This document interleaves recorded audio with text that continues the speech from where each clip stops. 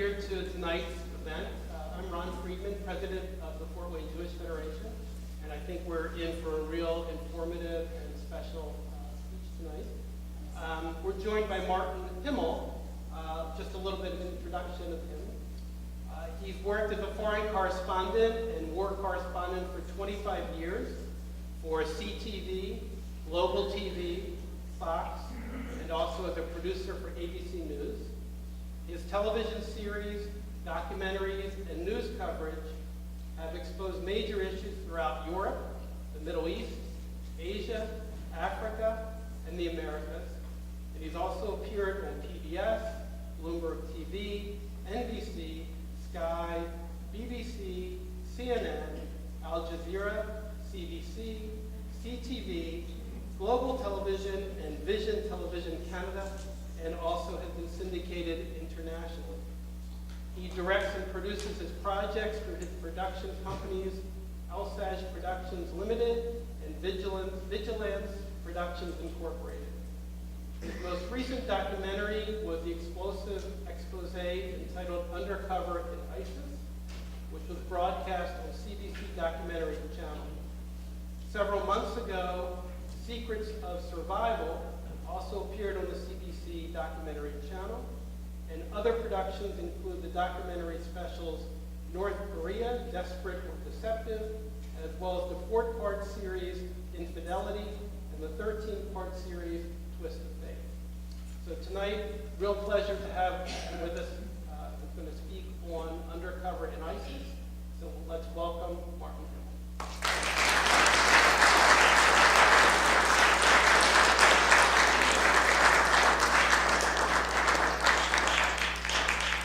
Good evening. Good evening. It's a pleasure to be here. I've only been here a few hours, but I managed to make it to your courthouse, which I found extremely interesting. Amazing architecture, and I followed the panels and the frescoes with General Wayne and the treaties with the native peoples, and it was quite fascinating, and it's really a pleasure to be here. Thank you very much.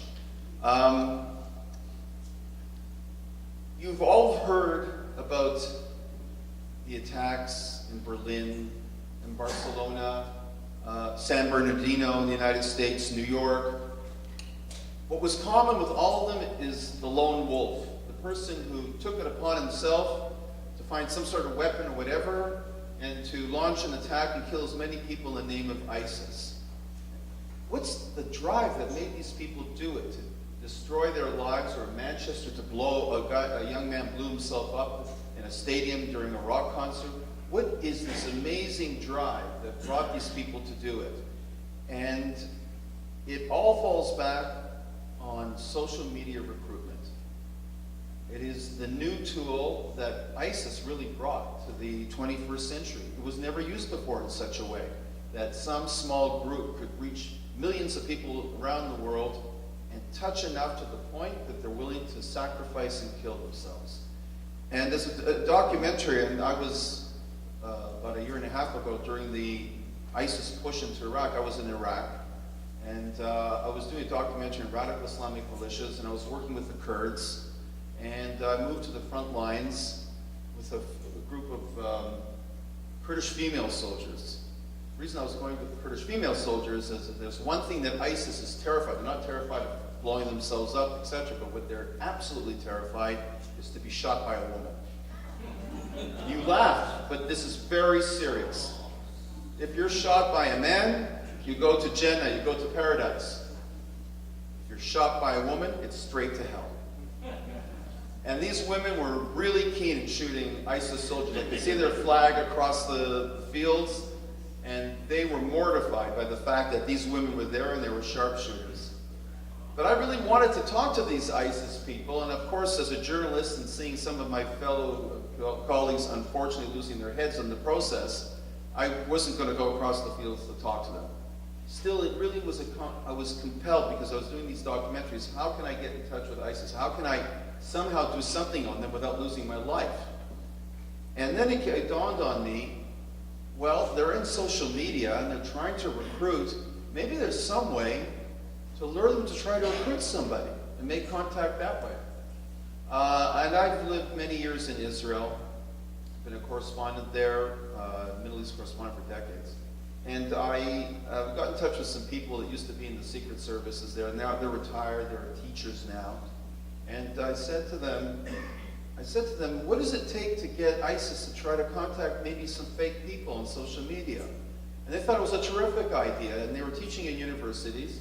And they said that we're going to try and find a couple of students who are involved in a project, and we'll see if we can get ISIS to try to recruit them. But it's not just a simple thing. You don't just go online, hey, I'd like to join ISIS. It's a much more complex thing than that. Because what ISIS does is they are very sophisticated. They're looking for certain people that will not only buy their ideology, but either join them physically in Syria and Iraq at the time, or kill themselves in attacks in the West. So what's that type of person? And the people I were working with very professional, and we were going to create a model. A Sarah who was Australian, and a Theo who was Swede, and they had to come from what we call superfather syndrome. I don't know if people know what a superfather syndrome is, but basically they never knew their father. Their father might have been a Muslim, but not a practicing Muslim, and they yearn for that father image, and so they want to embrace what they see as a form of Islam, and they usually come from very lonely, isolated backgrounds, and they're searching to belong. That's the type of person that ISIS is actually looking for, and that's actually the model for a lone wolf, an isolated, lonely person who lacks some sort of social network, a family, etc., wants to desperately belong to something, and will sacrifice greatly for it. And so we invented this Theo and this Sarah, and but real people were behind it, people that were from Australia and Sweden, and we had to create the servers in Australia and Sweden because ISIS penetrates computers, and we had to put the right things in the computers on radical Islamic theology, so when they see it, they'll be reassured. And above all, we had to protect the identity of the people that we're going to deal with. And that's where we had like an expert come in, we had special computers, and we tried it. And it led to some amazing places, and we learned things through it. So first of all, I want to just play you a teaser so you can have an idea, a trailer of this movie that we did that gives you an idea of some of the things we're doing. Go ahead, Bob.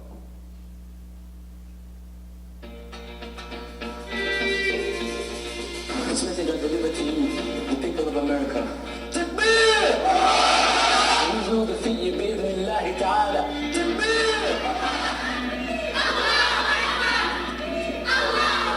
You can become a jihadist, or you can become a jihadi private.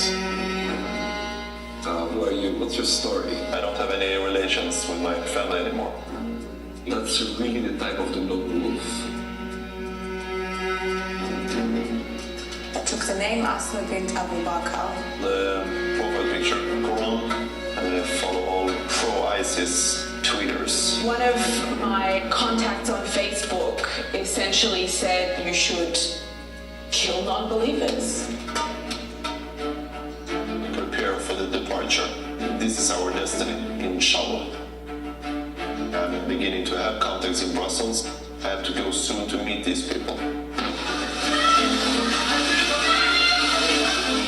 So this is my contact in Raqqa. Her pen name is Hamza. How tall are you? I'm 172 centimeters. My daughter's husband is interested in you. And so I'd be his second wife? Yeah. Miguel Stromo is dangerous, he is a terrorist, he is a jihadist. This is a text Michael Skromo published on his Facebook page. He writes, "You should go out and kill people."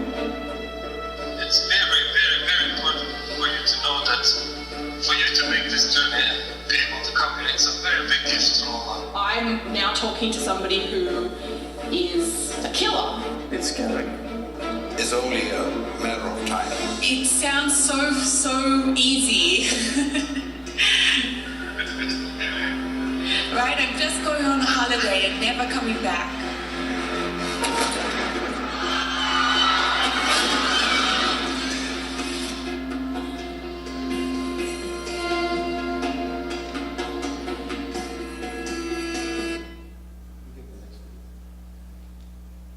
So Theo and Sarah were fishing for connections for 6 or 7 weeks, and then Theo was offered to join a group called, out of Brussels, that we didn't realize it at the time, that group ultimately led to major terror attacks in Brussels. We never sent Theo over there, but when it got really close, we had to make Theo disappear, because they didn't know who really Theo was, and we made him disappear. And meanwhile, Sarah, you notice I cover their identity, you don't see what they are, because we never want ISIS to know who they really are. Sarah made contact with a woman named Hamza, who was really a Swedish convert to Islam. And she was a serious recruiter, very adept. And when it became clear that Sarah, we want to give the impression that Sarah was going to Turkey, which is the conduit into ISIS territory in Syria, arrange a date, time, transfer point, who to call on the Turkish side of the border, was all being worked out. When she saw that Sarah was serious, she then offered her son-in-law to marry her. He was already married to someone else, to Hamza's daughter, with 3 kids, but in Islam you can have more than one wife, and the offer was to be a second wife. And we only began to understand who this person was once they divulged the name. His name was Michael Skramo. He's the #1 wanted terrorist in Sweden. He's still on the run, by the way. He could either be in Afghanistan or in Sahara or whatever. And we then realized we were playing with very serious people. We managed to get pretty close to what was going on. And until Sarah was supposed to arrive in Turkey, he really took to her. So we would try to get as much as possible. But just to show you how powerful he is in ISIS, he would be putting out ISIS propaganda videos in Swedish to urge Swedes to join ISIS. And I'm going to just play one of the videos so you get an idea of their theology and thinking.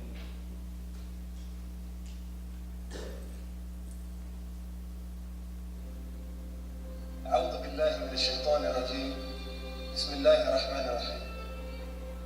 Här är lite en påminnelse till den som älskar Allah subhanahu wa ta'ala. Det är den som vill att Allah subhanahu wa ta'ala ska vara nöjd med honom. Det är den som älskar sig själv tillräckligt mycket. Han har sagt till oss att nationerna kommer samlas runt oss. Nationerna kommer samlas runt oss. Dörren till jihad står öppen för dig. Vet du inte att det är den snabbaste vägen till Jannah? Och min bror, Hijra och jihad är så enkelt. Och det kostar inte mer än någon tusenlapp. Wallahi al-azim. Har du inte ditt hjärta att du vill strida och visa Allah vad du har att offra för han? Ja, wallahi, jag har aldrig känt mig mer levande än jag gör här i Dar al-Islam. Wallahi, när jag tänker på det, jag vill att du ska vara här med mig. Wallahi, jag vill att vi ska umgås i Jannah. Wallahi. Could you read that, by the way? I don't know if you've heard the background of the jets. Those are American jets flying over where he is, and he's close to Kobani, which was a big fighting zone in Syria at the time. So what's his message? His message is, come be part of a bigger family, the jihadi family. And the ultimate message is, we'll all be together in paradise. Well, he was far too smart to go to paradise. There's others that he was trying to send to paradise. Jannah is paradise, the Garden of Eden. But it was a powerful message that lots of people who from Western Europe, Tunisia, Algeria, around the world did join. And it fed into the persona of being an Islamic fighter, which is also a quasi-sexual thing. Because if you're an Islamic fighter, you're a fighter for a cause, and you get the ultimate bride, or you get the ultimate sex slave if you're conquering areas. And this subtle sexual magnet and this society magnet of being the fighter for the cause, it was very, very powerful for men. And a very powerful magnet to be part of this big family. While you're on this planet, to have a wonderful woman, and when you leave this planet, paradise. Now, once Sarah realized who Michael Skramo is, we had an issue of like, do we continue or not? We never thought we'd bite it. It's like trying to go fishing, and instead of getting a little pike, we caught a shark. And will the rod handle it? And also, she was just a student that started all this, and it got very big. And it was one thing when we text, it's another thing to talk to these people. When they felt strong enough and trustworthy enough, we always let them lead. They wanted to talk. So we talked through encrypted social media services like Viber, where it's very hard for intelligence agencies to listen to things. And just to give you a sense of how she felt, I'm just going to play the next clip as she realized what she was talking to.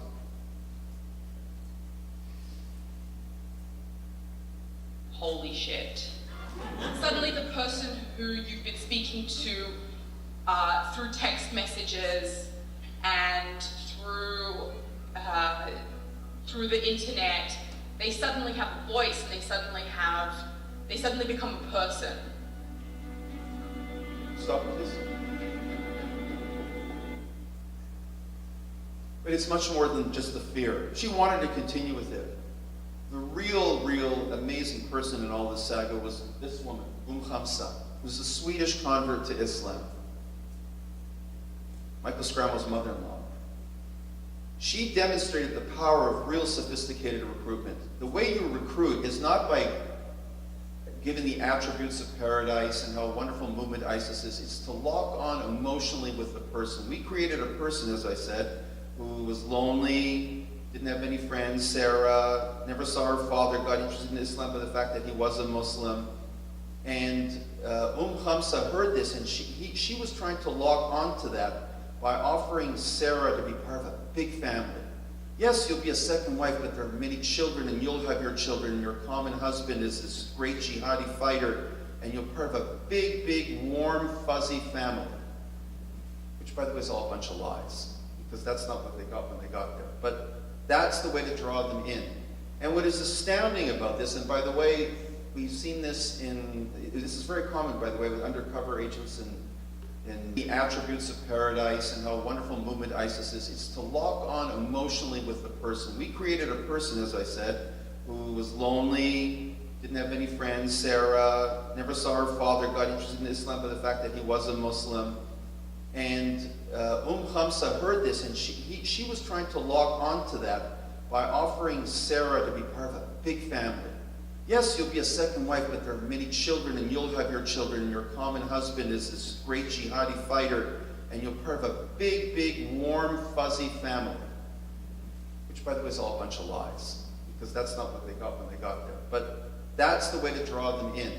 And what is astounding about this, and by the way, we've seen this this is very common, by the way, with undercover agents in working in the FBI or the CIA, etc., is that when you become emotionally locked with these people, there's actually a slippage where you begin to identify with them. You know cognitively you're dealing with terrorists. You know cognitively you're dealing with people who are killers. You know cognitively they're out to lure you to come and tear your life apart. But then you become very bonded with them in some place, because if they're that sophisticated, they'll know to lock to you emotionally. And a lot of times when undercover people go undercover, they have to come out every several weeks to detox with a psychologist, because they can feel themselves being drawn to this common thing. And Sarah actually had a big problem with this as we were continuing with it. She knew that she's dealing with a terrorist. At the same time, she felt terrible that she was deceiving this woman and trying to con this woman.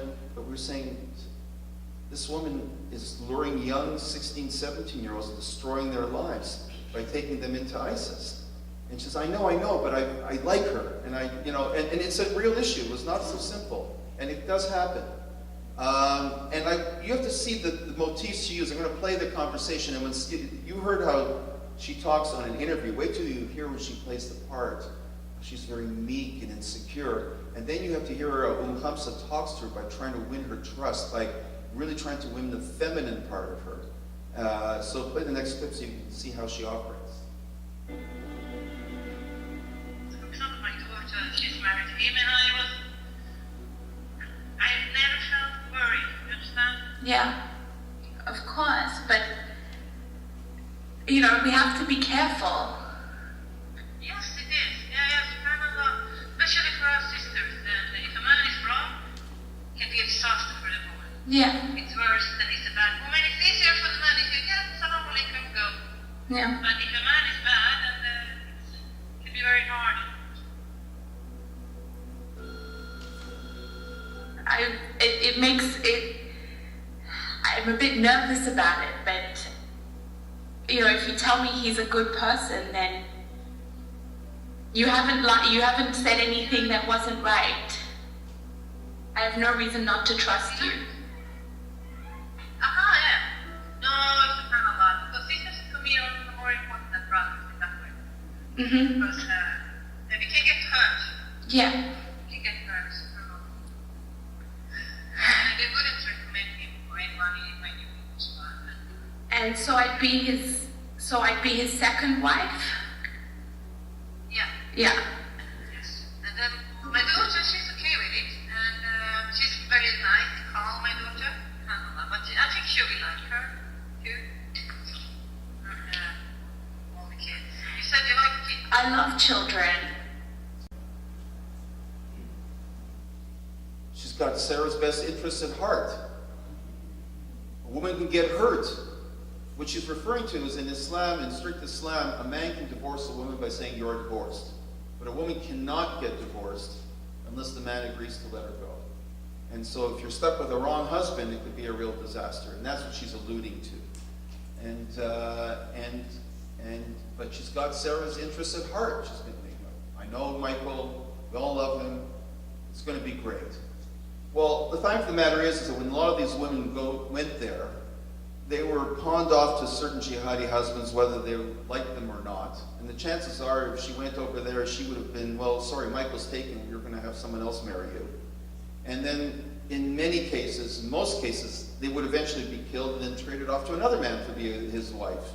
And you had very little say in the matter. And you couldn't go and say, I want to go home. If you tried to escape, you were killed, executed by ISIS. So it's all a pack of lies. She's deceiving her totally. And but she does it very effectively, doesn't she? She sounds very trustworthy. And even Sarah found it hard to lie to her. And I was saying, Sarah, well, it's not a real name, but I'm saying, Sarah, she's lying to you all the time. You're buying it. She says, I know I'm not buying it. I know she's a liar, but emotionally there was dissonance. And that's what was very interesting. That's how powerful she was. And ISIS doesn't let anybody just get on social media and talk to people. They pick the people they want out there who are talking. There were plenty of girls who would love to have talked to their families who couldn't talk to their families there once they went in. Now, we managed to get Michael to expose himself to us. In other words, they sent a photo. Once they said that this man wants to marry without saying who it was, she's asked the very obvious question, well, who is he? I'd like to see a picture. When she sent the picture without telling us the name, today in Google, you put a picture into Google, bingo, it reads the picture and you get all the information. We were shocked when we learned who Michael was, absolutely shocked that this is the person they were being offered. But after a while, once he spoke initially and started to talk to Sarah, then he started to ask the same thing, I'd like to see a picture of you. And that became a real problem for us because we were not going to send her a real photo. And we tried to convince her with very expert makeup to disguise her in a hijab and everything, Islam headwear. We'll cover you. She says, no, nothing even close to me. And I actually always offered the opportunity to walk away from this because I never expected to get her, and she never walked away. So what we decided is we were going to create a montage. And I sat with a couple of graphic artists and say, what is this Michael looking for? What is he really looking for? I give her a drop-dead gorgeous woman in a hijab, it's not going to be real. And he doesn't want that anyway. They're looking for a woman that can be easily manipulated and dominated and intimidated, but still has to be attractive to some degree.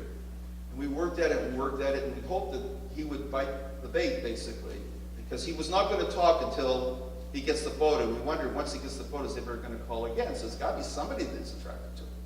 So you'll see when we come up here, we come with the photo. It took him 35 minutes to call. We didn't hear for 3 days before he sent the photo. He sent the photo, 35 minutes later, he was on the line. And definitely was interesting. And it was a combination of Sarah's soft voice and that photo. We had his imagination running.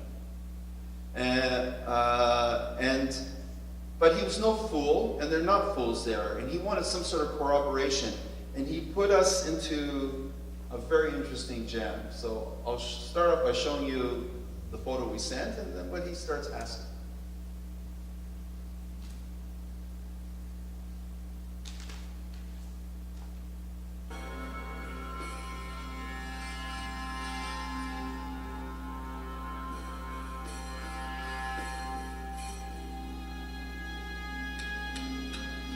Person doesn't exist, not at all.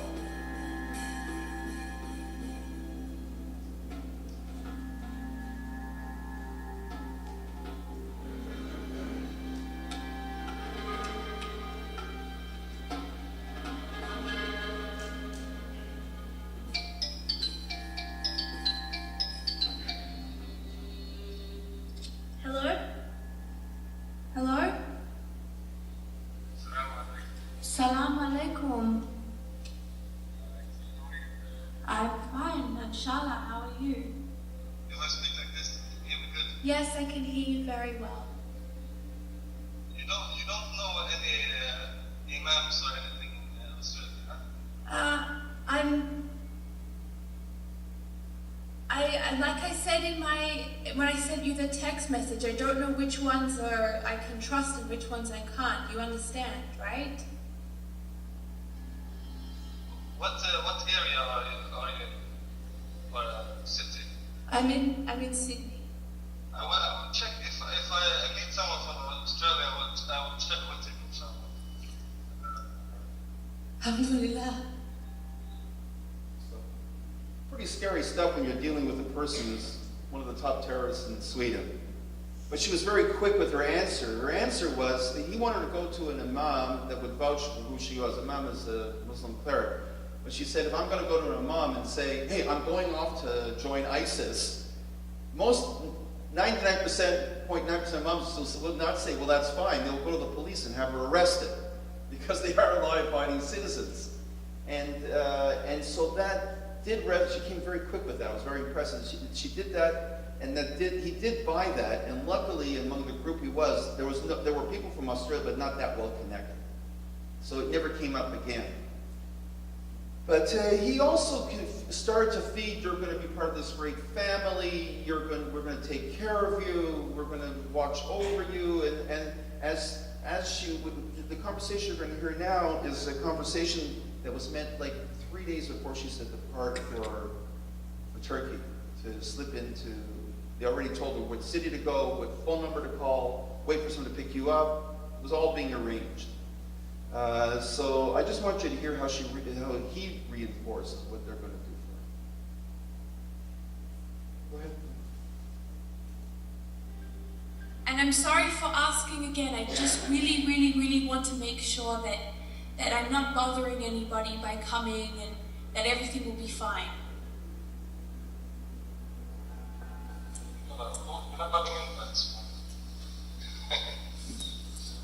Will we all live together? No. We'll get to your apartment. Okay. It's very important it's very, very, very important for you to know that for you to make this journey and be able to come here, it's a very big gift from Allah.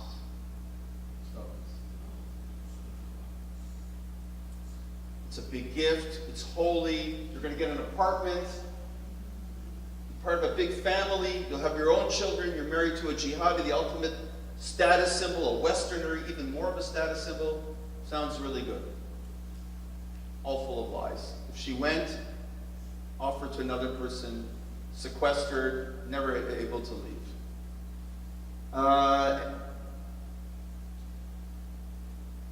So she was expected at the border. Several days later, we had to pull the plug. So at that moment, when we felt we pushed it as far as we could, we just shut down the whole operation. The computers went, the links went, the servers went, Sarah went, Theo went, gone into cyberspace as if they never appeared. And basically, that was it for a while. And at that time, I started to try to approach various networks to try to get funding. Because what I was interested in doing is, well, who's this Michael Scramo? Where did he come from? And where did this Lumpamsa come from? Who are these people from Sweden? So I wanted to go to Sweden to find out more about them. And what's interesting is that when I got in touch with people in Sweden that knew Michael Skramo, the phone almost was disconnected completely. Or, are you crazy? I'm going to talk to you? Kill me. People were terrified of Michael Skramo in Sweden. Seriously terrified. But we found out afterwards that he was, that there is a very, very dynamic radical Islamic community in Sweden developing between Somalis immigrants, Iraqi immigrants, and others. And he was very much part of this Arabic community. Over 400 jihadis came from Sweden to ISIS. And the laws in Sweden are extremely lax at the time. We're pretty crazy. If you got wounded, you could fly back to Sweden, go to a hospital, and go back to ISIS to fight again. It was really crazy. At the same time, Michael Skramo was urging Muslims in Sweden to go kill Christians on Facebook and everything. So if he went back, he would have been arrested on the spot. I spoke a lot to the police. And I was trying as best as possible to find more about his wife and this mother-in-law who converted to Islam. And I had a lot of cooperation from the Swedish police because they were extremely frustrated with the laws. The Swedish police was going crazy. They said there's going to be terror attacks here. These people are going to come back and shoot people. It's going to be a haven for terrorism because we're not having tough enough laws of accountability if they come back. And strangely enough, they did change the laws for people who went after 2016. Well, very few people went after 2016. If you went after 2016, just coming back, you would have been arrested, except for people like Michael Skramo, again, who were top terrorists, who they would have arrested at any time. But through working with the Swedish police, I got to meet some of their informers, and lo and behold, we found out that Hamza went back to Sweden. The woman that was luring all these women to come, to join ISIS, to be part of this family, to be part of everything. She's a very sophisticated woman. When she got wind that she saw that the Allies are coming and that the Raqqa is being under siege, and she's got a couple of young kids from a third marriage of her own, she says it's time to get out of here. And it's a very risky business. If she got caught, her and the kids would have been killed. And she basically made her way north, flew off from Raqqa, hid in a tiny area near the village, near the border, got in touch with a Swedish human rights organization, said, oh, I'm this innocent person that was brainwashed, dragged by my son-in-law. Please help me, please help me. And they smuggled her back into Turkey, and she got back to Sweden. Very low-key, didn't talk to anybody. And just through these police informers, I found out she was there. So she doesn't know who I am, but I sure know who she was. And I didn't believe that she was really there. I said, this is like unbelievable if she's really there, but I wanted to find out. So, and we knew they would never talk to press. I mean, that would be a dead giveaway for a lot of things. First of all, if ISIS found out she was there, there's plenty of ISIS people in Sweden who would try to kill her for leaving. Not to mention the fact that she could be arrested for being, if Sweden ever wanted to enforce its laws seriously. In the United States, she would be in jail for many, many years. So, in any event, I worked with a Swedish journalist, and I said to the Swedish journalist, I'll film you going there, I'll stand back, I'll put a mic on you, you knock on the door, say, her name was Ulrika, that's her Swedish name, Ulrika. I said, Ulrika, is that you? And if I hear her voice, I'll know for sure if it's her. And just keep talking to her. I never thought that she would ever really talk to us. But lo and behold, she opened the door and said, shut your camera off, which I didn't, and let's have a conversation. And but I'll never forget that first second when she answered, and I went, oh my God, that's her. Like, I heard that voice in my ear headphones. I couldn't believe it. I never told her that I know her very well. I just wanted her to innocently talk about what was going on there. And it's astounding what she said. I mean, she told us that the only wrong thing with ISIS is they'll chop your head off if you try to leave. Other than that, it's great being there, especially for a woman. Total respect. Of course, if you're Muslim, if you're a Yazidi, you were raped. But and total respect, it was much better than being in Sweden. But you should hear it yourself a little bit, so we'll put it on.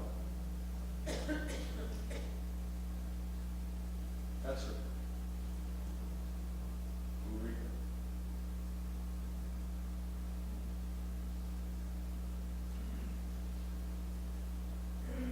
To be living there, it's also so scary.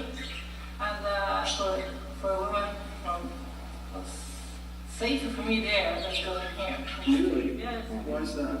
No one harasses me, attacks me, rude to me, much here. I felt more free there than here. Stop it. More free there than here, but she was there. She was smart enough to get there, and who knows how many women she recruited to come there that were stuck back in Raqqa. And so, as you know, ISIS collapsed in Syria and Iraq, but it's not finished. ISIS is strong in Nigeria. ISIS is strong in the sub-Saharan Niger, in Mali. You don't hear about it much because the United States media is just all Trump crazy. But if they ever pay attention to what's going around the world, the United States is fighting a very tough guerrilla war in the sub-Sahara, trying to keep ISIS and Al-Qaeda on the run. It's all little hit-and-run skirmishes. Well, you heard about the 4 soldiers that were unfortunately killed. But it's going on all the time.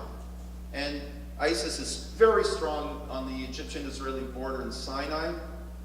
Actually, the Israelis are working with the Egyptians and attacking ISIS from the air because the Egyptians simply can't hold it. And the reason the Egyptians can't hold it is that there is a flood of militias coming in, and militiamen and weapons coming from Libya, which is not a country anymore. It's 1,600 militias, of which many of them are pro-ISIS or pro-Al-Qaeda. And they have a border that's 700 miles long, which is total desert, and they can't stop the weapons flow to Sinai. And they're very strong in Afghanistan. They're working with the Haqqani network and the Taliban. They've become a dominant force in Afghanistan. So ISIS is far from finished, but what ISIS really wants is to hit the West as much as possible because it lost that territory in Iraq and Syria. It wants to show it's a force. Michael Scramo is alive. We thought he'll get his wish and go to Jannah, paradise. But no, he was way too smart for that, and he's way too connected. And he sent Facebook messages that he is alive. Where he is exactly, we don't know. I bet in the Sahara, but I can't be sure, or Afghanistan. He'd be way too smart than sitting in Syria, because he's got a wife and 3 kids. And we're trying to follow what happens with ISIS since then. So we've been working with people who are specialists in the Darknet. Do you know what the Darknet is? The Darknet, for those who don't know, what you search on Google or Yahoo is the open net. But that's only 5 or 6% of the net. The real net is the dark net, where basically criminal activity and terrorism thrives with encrypted messaging and sites that can't be allocated. And ISIS is extremely big in the dark net, and they're always trying to develop all new weapons and all new sophisticated ways to attack in the West. So I have a guy that's working right now in the darknet that's been getting into spying into ISIS closed forums to show what they're trying to do. And I just wanted to give you a taste of that from stuff that this is from a document I'm working on now.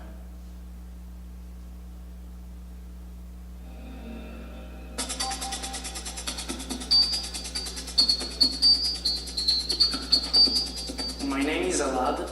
I'm a cyber analyst here in Sixkill. Daily I'm dealing with Arabic content, both in the cybercrime and the terrorism-related materials. The web is much larger than you can ever imagine. Only 4% of the web is visible to Google and other known search engines. The other 96%, the deep and dark web, cannot be accessed via Google and other known search engines.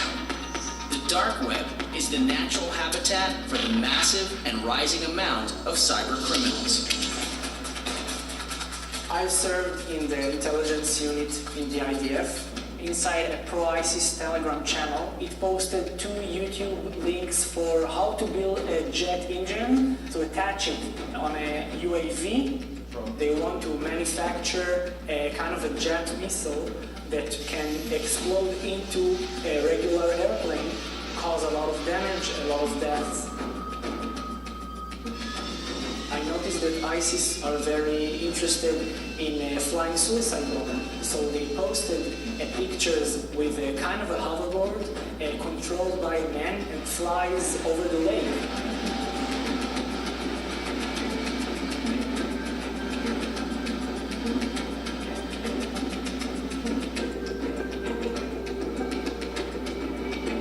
This is what I'm working on now. But in any event, they did was they took this video of an innocent, this cool thing. It's like a little hoverboard that you can fly on. It's not meant for terrorists. It's meant for sport. And so let's, it just spreads out on chat. Hey, let's take this thing, and if we want to attack, let's say, an embassy or an area that's well defended, if we can just get the guy in the air for 25 seconds and maybe he won't be shot, he can blow himself up at the right time. Pretty ingenious little trick. And the other idea was to create mini drones that could hit planes that are taking off and landing at a critical time. They're working on things all the time. And this is where the next challenge is really at. Basically, the people they've recruited or are recruiting to develop these very ingenious ways of going about and attacking the West is where really the next fight is being done. And they're trying to coordinate it all from positions in the Sahara, from Afghanistan, as I told you. And they need money for all of this. All these terrorist groups need money. And that's what they're working on as well. For instance, in Nigeria, Boko Haram, how do they make money? Well, thanks to the fact that Libya was dismembered, which was really an American blunder. Criminal gangs in Central Africa are shipping cocaine and heroin up through Libya, getting into Europe, and human trafficking, especially people who want to be immigrants or sex slaves. And they turn to ISIS and Al-Qaeda in the Sahara to guarantee their route up. And they pay them for it. Big money. That's how they make money, in one example. Or they get a share of the drug trade that's going on. And in Afghanistan, Al-Qaeda and ISIS and the Taliban make a huge profit of selling heroin, which much of it is consumed in this country. Now they're dealing with little toys like flying suicide bombers or jets, but if they get access to more serious weapons, then these groups could become a much more serious threat. And the dark web, and ISIS on the dark web, and Al-Qaeda on the dark web, and their developments and their recruiting is where the real war is going on now. I'm now opening it up for Q&A and questioning. I think you're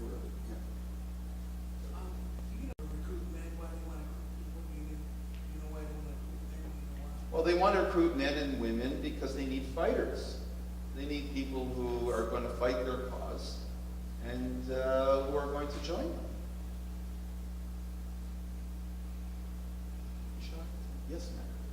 What can someone like you do who's a nobody, has no connections, not a lot of wealth? How does the average person deal with it? Well, you have a vote, right? And you could vote for leaders and people that are aware of this and advocate a policy of defense that makes sense for it. And I suppose you read or you listen to the news, and so keep it in the awareness is very, very important because it bit us on the butt in the past. That's how 9/11 happened, with complacency to think that, oh, we got rid of them in Iraq and Syria, it's all over. It's not over at all. The war is in the Darknet. Yes, sir. You mentioned Sweden's reaction Yes. to these fighters currently and this reaction in the past. How has Western Europe dealt with this? Very badly. And what lessons can we learn in the United States from Western Europe and how they handle law enforcement, how they track ISIS fighters, how they track recruitment, and are we doing an adequate job in the U.S. To diminish or reduce the amount of those that are being recruited? Have you heard the question? You all heard it? Okay. It's a good question. Western Europe is very different society-wise, is extremely different than the United States. But Western Europe is handling this very badly.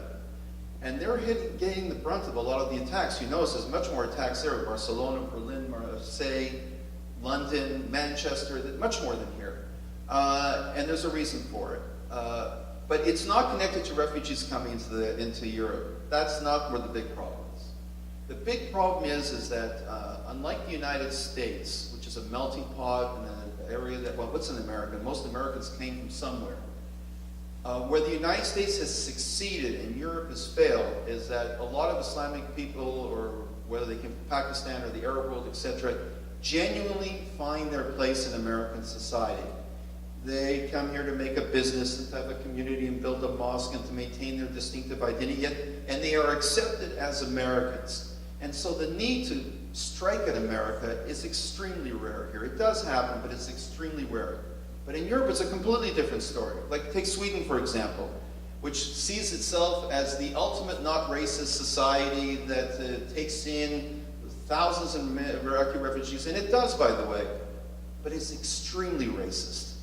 Come in, if you're not blonde and you don't get rid of your mosque and you live openly and take your headdress off, I don't want to see you. I mean, you're there, but I'm not, you're like air. They're not accepted into society, they're not accepted in the mainstream. The Islamic communities live in completely different areas. You don't even know you're in Sweden. And the Swedes pretend that they're living in the heart of Europe, and these people are just not around. They work and disappear into the twilight zone at night. Well, they don't disappear. They are part of the society there, but they feel ostracized, outed. They feel second-class citizens, and so they develop their own identity, and radicalism foments itself in that type of situation. Unfortunately, Saudi Arabia, which financed a very strong education system called the Wahhabi education system that permeated many mosques there, advocated a very strict and hostile Western attitude to Islam. The new leadership in Saudi Arabia is starting to figure this out, that it's a bit of a problem. It's a problem for them too, it's not just a problem for the West. But in those countries, they were taught that the Western life is idolatrous, these are infidels, and they're the enemy. And that caught hold in many, many mosques. Same in France, same in Germany. Add to that the fact that their laws are terrible. I mean, thousands of ISIS fighters have come back, and they're really not being apprehended. If you did not catch an ISIS fighter on camera pulling the trigger, well, you can't prove it, so the guy's allowed to do whatever he wants to do. That's not the case in the United States. If you were in ISIS, you go to jail very quickly. So it's the combination of the society, the acceptance of the person, and the laws that have the different factors there. Yes? Yes, sir. Is it a lack of technology or a lack of will that has caused us in the West seemingly incapable of permeating the dark web, of developing ways of interdicting these conversations or jamming them or using 50-year-old terms, but you know what I'm saying? Yes, I do. It seems to me that there is technology there, the phone calls that were made, right? That I just like to have your thoughts about that. Because something has got to be going on. Well, to give you an honest answer, I don't know how much they don't know what's going on. You see, I suspect, especially when it comes to the United States and the NSA, that they are on top of a lot more than they're letting on. Because if they let on too much, then where they are penetrating and listening, those channels are going to shut down. They'd much rather have the ability to listen to terrorists doing what they're doing or planning what they're planning than shutting them down. So I'm not so sure that that far behind, but there is certainly a lag. I mean, if you notice the meteoric rise in Bitcoin, for example, you know, it went from like $7,000 to $22,009 to 19. It's not so much speculation. You are having criminals and criminal gangs and terrorists buying up Bitcoin like crazy because that was the best way to launder money and move it around. You can't move it to the banks anymore. And the banks are watched. So Bitcoin became this fantastic currency. But even that is passé now. The intelligence agencies are catching up to Bitcoin. It drops. But Monero, which many of you not have heard of, is another currency, and that has become the currency of choice. So there's always a catch-up game going on to catch up with terrorists. How far we're behind or not behind remains a matter of debate. I don't honestly know, because I don't think they want to give away how much they know. Yes, ma'am. You are producing documentaries that have your name attached. Yes. Do you think you're going to get this somewhere? Well, I tell you, I gave that a lot of thought. I gave it an awful lot of thought. As much as I like to think I'm very important, I just don't think there's a lot of people they want to kill before they want to kill me. That was my thinking. I definitely had a sense of tremendous responsibility. And because I was very much worried about Sarah and Theo, which is not their real names, and you know, when I gave them the guarantee they would be known, I took a lot of steps to make sure they would be known with experts. So for them, for sure, I wanted to do it. But myself, I said, are they going to go to all that effort to get me? Well, they would have gotten me by now if they did, because I don't really hide. So I'm not that important, so I didn't worry about it that much. But you know, I used to go to a lot more to countries where ISIS is around, like Tunisia and Iraq and places that I don't go there anymore. Because it's one thing to be in the West and you have to go after me. It's another thing to put your head in the jaw of a lion and say, well, you're going to snap or not. So that stuff I've cut out. Yes, ma'am. My question might be a naive question because there may not be a simple answer. And I'm just trying to grasp if you can give a quick overview. How does antipathy and towards the West, why is this so intense now? What's the evolution of that? Is that way back in the Middle Ages when Christian and Muslim were fighting? But this current level of antipathy, in your mind, how did that evolve? Well, I must tell you, it's not so much that there's much more antipathy. First of all, if you were to take the entire Muslim world, I'd say we're talking about a very tiny part that has that much antipathy. Most of them would think that you're a heretic and you're not following the true laws of God. But if you come to my house, I'll make you a cup of tea and I'll accept you. That, you know, it doesn't go much further than that. And please visit my country. And Arab hospitality and Islamic hospitality is really very gracious, despite the fact that you're a sinner. So that's the vast majority of it. We're talking about people who take it to a very extreme level. The problem is, and they've done this before in the past, but in the past, unless you were in their territory or you were moving around in the Middle East and they saw you and maybe there was a good chance to try to kill you, it really wasn't a danger. But the world is so integrated now and globalization is so strong and the ability to reach people has become so global, so that very tiny minority can create tremendous havoc. I mean, if we look at 9/11, for example, it couldn't have happened 50, 60 years before that. The world wasn't so integrated. But with a little bit of money, $500,000, and basically a lack of vigilance, you can cause tremendous damage. So I think the big change is the globalization of the world. Yes, sir. Michael Swede and his mother-in-law, what is their background? How many generations have they been in Sweden? These people. Swedish? They're actual, yeah. How long have their families been there? They are a real anomaly. They are 100% Swedish, Scandinavian. Michael Scramble started like this. Michael Scramble was always a bit of a showman. He was a juggler in high school. Then he had a rock band. He always liked the attention. Then he became a cook. And he took a trip to Cairo and fell in love with Islam, mainstream Islam, and studied and learned. And then, being the type of man he was, he wanted to be a preacher. And he preached in a lot of Gothenburg synagogues. And then he got involved with Wahhabism. That's the problem. Wahhabism grabbed him. He actually went to Sufism for a while. Actually met a cleric. Sufism is a very peaceful form of Islam. But that didn't talk to him. Wahhabism talked to him. And then he got a big attraction with that, a big following. And he always liked to be in the center of the focus. And then when ISIS took off, he decided to take the whole family there. His wife, Amanda, who is Ulrika's daughter, that's the enforcer, basically, from what I understand, that Michael also liked to beat up his wife a lot. And he was a bit of an abuser. And he dominated that family. Now, Ulrika found Islam by herself, not with Michael. She was a woman who had kids with various men. And Ulrika was one of the last, Ulrika and 2 other little children were the last children she had. And she embraced a very strict form of Islam, also Wahhabism. She would wear a niqab, which is a full headdress with, you know, just the eyes. The only reason I have the photos is that the police gave me her passport photo. They were helpful. And she was very strict in following it. And Amanda, her daughter, also joined Islam. And then once Amanda joined it, she eventually met Michael, who was already strict at that time.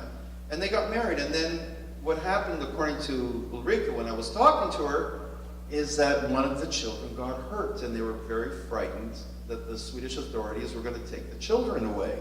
Instead of the children away, he came up with this brilliant idea, let's join ISIS.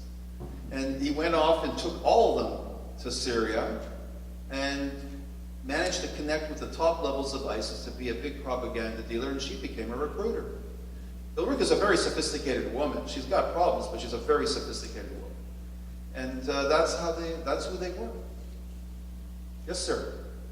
You described the lack in the laws and the frustration in the enforcement community. Is that something that you see changing? Is that improving? Yes. Likely to improve? It is improving. Listen, after several hundred people killed in France, big truck bombing in Stockholm, people being mowed down in Berlin, and suicide bombing in Manchester. Britain all the time has been very on top of this, so I should leave Britain out of it. But the French laws and the Swedish laws and the German laws are so lax, and the ability to put somebody into prison is so hard that they have started to change their laws. They're still way behind. The police have no illusions of the situation. They're incredibly frustrated. But the lawmakers are starting to realize it, and they've played serious catch-up. But there's a ways to go, and then they're facing the objective problem that they have a very hostile young generation amidst their population that has felt ostracized and has taken it out by creating this identity. Any other questions? I have one question. Yes. You talked about Sarah. Can you give a brief synopsis of what happened with Theo? Yes. Okay. Yes. Theo hooked onto somebody in France, and they bonded over the fact that they both had these missing fathers, and that they found Islam because of their missing fathers. And they discussed how they converted and what they did under conversion, and it went on for weeks and weeks and weeks. And the trick is, you see, all these people were guided by, we called him the team leader, because I couldn't give his identity away either. But the team leader was a very sophisticated forensic psychiatrist who worked in the Secret Service. And he guided all the questions. The trick in all this is never to ask questions, it's to answer questions. So this fellow in France would ask him all questions about his feelings and about ISIS. He gradually asked more and more questions. Theo never asked questions, just responded. That way the person felt assured. And it got to the point where they both agreed that they want to join ISIS and go to Syria. And then the instructions came, amazing instructions. Don't quit your job. Don't empty your bank account. Don't close your subscriptions. Don't buy a return ticket, but not straight from Stockholm to Turkey. Buy it through Brussels. I know people in Brussels. Islam for Sharia was the group that he was talking about. They're good people. They'll get us there. Are you ready to go? And all that. And we kept going with it and going with it and going with it. But we really wanted to know who this French guy was. So we saw that we couldn't go any further, and we certainly weren't going to send Theo to Brussels. So we took a gamble, and we were going to say, what we were really frightened of is that we were dealing with police undercover agents and not real terrorists. That they thought we're the real deal. So how could we figure out not to? So we figured if we say to them that we want to talk on Skype, and they say really fast, yeah, then we're probably screwed. It's probably a police undercover agent. If they get really scared and they'll think about it, then we're probably dealing with the real thing, and they might cut off. But we said to ourselves, so if they cut off, we've gone as far as we can. We're not going to send Theo to Brussels. So we said, can we talk on Skype? And the guy said, sure. When? I'll be in touch with you. So we knew we were hot. And 3 days later, he was in touch. Can we talk on Skype? Sure, I'll be in touch with you. And that's the last time we heard from him. So, because he thought we were already undercover cops. So and then a few months later, we heard about this Belgian cell and what happened. And so we didn't know we were actually talking to the cell, but we were certainly talking to people who knew what they were talking about. I think we have time for one more question. I've been reading in the news and on the computer that Egypt and Israel Yes. are becoming kind of friendly.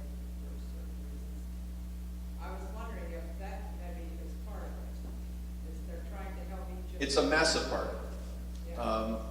What's happened is, see, the United States made a humongous error in getting rid of Muammar Gaddafi. For several reasons. Muammar Gaddafi was a vicious dictator who killed a lot of people and set up a vicious army and was repressive. Well, welcome to the Middle East. You can take it this way or that way. Except for Israel, there's nothing that even comes close to democracy in the Middle East. You pick which vicious dictator you're going to deal with. And he was trying to set up actually nuclear weapons because he felt that after you saw what happened to Saddam, regime change, he didn't want regime change in Libya. And so he was setting up nuclear weapons, and he made a deal with I forgot, was it the Bush administration or the Obama administration, but he made a deal. And his kids were working on it for respectability. They were investing in universities in England and in sports teams. They wanted Libya to be an accepted country because it had oil wealth. And they were saying, the United States saying, look, drop your nuclear weapons thing. We guarantee we'll never infringe on you. And he went for it, and he dropped the nuclear weapons thing. Well, lo and behold, the Arab Spring hit Libya too. And like most Arab Springs, it started with a democratic movement, but quickly was hijacked by a lot of radical Islamic movements. And Gaddafi was saying, and Gaddafi was beating them, and he was telling Washington, if you think I'm just crushing a whole bunch of just liberal, Western-oriented young advocates, you're crazy. I'm dealing with some very serious Islamic groups here that are your enemies. And Hillary Clinton didn't buy it. And Hillary Clinton said, that's a good time to get rid of that SOB Gaddafi. And also, the French president at the time, Sarkozy, had a good friend who was Henri Bernard Lévy, who was a great philosopher, who said, it'd be a great opportunity to bring human rights to Libya, like he's been in Libya or knows what's going on there. And they all bought this crap, basically. And they basically destroyed the Libyan army. And what you have today is 1,600 militias, which control different roadblocks, 2 governments, one in Tripoli, one in Benghazi, one supported by Qatar, one supported by Saudi Arabia, corrupt as can be, and there's fighting going on all the time, and it's become a gateway for drugs, human trafficking, all sorts of things into Europe, and a total disaster. And for Egypt, it's been a spawning ground. That army, everybody who was smart, grabbed the weapons. You had families selling Grad missiles or anti-aircraft missiles, you know, and it's all over the dark web. We're on the dark web. It's all for sale. You know, you want to buy a few Grads, you want to buy a few anti-tank missiles. It's and so it was a great opportunity for ISIS to get weapons too in Egypt. And so this group, small group in Sinai, first of all, got recruits from Libya that came across, and weapons, because the Egyptian army simply cannot command that long 800-mile border. And once the groups in Sinai got those weapons, it became a serious force. And the Egyptians could not handle it, so they turned to the Israelis, who have very sophisticated ways of seeing and spotting. And basically, the Israeli Air Force is attacking ISIS, and the Egyptian army is attacking ISIS. And yes, they've become allies. It's not just them, by the way. Saudi Arabia, the UAE, Jordan are all Israeli allies right now. It's not talked about, it's all clear, because they all have a very big common enemy, and it's not ISIS in this case, it's Iran. And they're all working together. Israeli Air Force planes are patrolling the Jordanian border with Syria to help Jordan defend itself against infiltrators. So the whole climate in the Middle East has changed because of this. If you like tonight's speaker and speech, first of all, let's thank. Thank you.